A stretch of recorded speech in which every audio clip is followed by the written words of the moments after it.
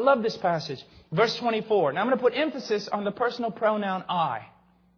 For I will take you from the nations. I will gather you from the lands. And I will bring you into your own land. Verse 25, then I will sprinkle clean water on you, and you will be clean. And I will cleanse you from all your filthiness and from all your idols. Moreover, I will give you a new heart, and I will put a new spirit within you. And I will remove the heart of stone from your flesh, and I will give you a heart of flesh. And I will put my spirit within you, and I will cause you to walk in my statutes, and you will be careful to observe my ordinances. Do you recognize the pattern there?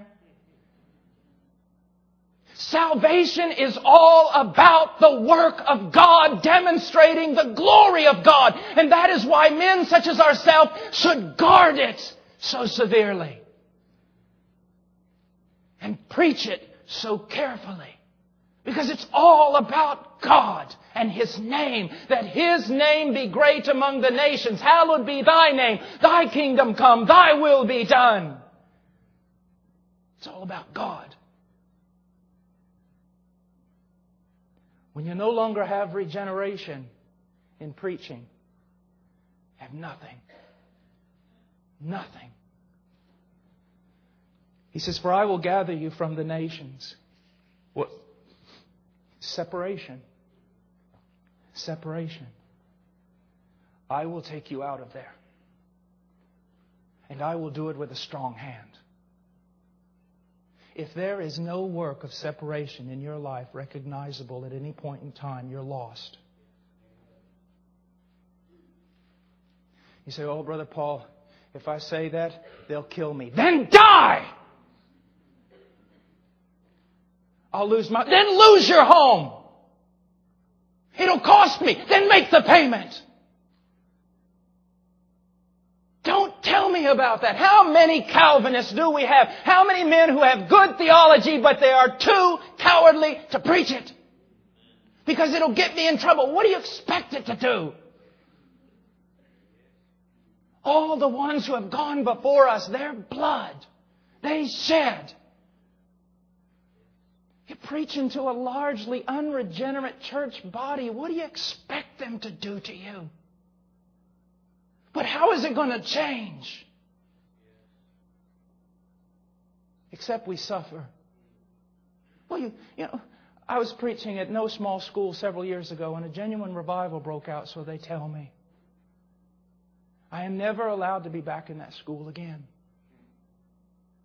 And someone asked me about it. They said, I don't understand. And I said, this is what you've got to understand. Men are too civilized to want revival.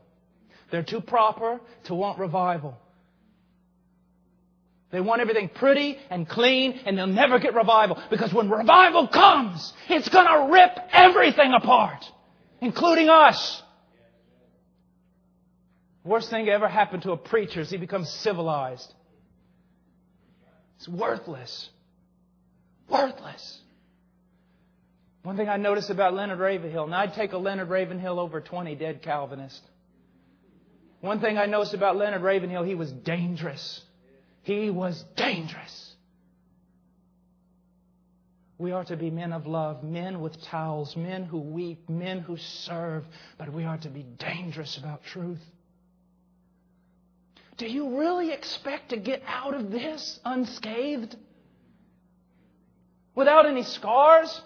Do you expect? Just read Howell Harris, Daniel Rowlands, Whitfield, the two Wesley boys, even Edwards himself. Look what it costs. And it's the same thing in their day that it is in ours. Do you see that? What was going on? I'll tell you what was going on. If you've been baptized as an infant, you're in the church. Even though you're unregenerate, you're in the church. You're in the church. You got in. Why? Because you went through some man-made superstitious thing. Southern Baptists are no different. It's just we don't have infant baptism. We have that silly superstitious prayer at the end of a Roman road that sent more people to hell than every brothel in this country. It's true. It's true. It's true.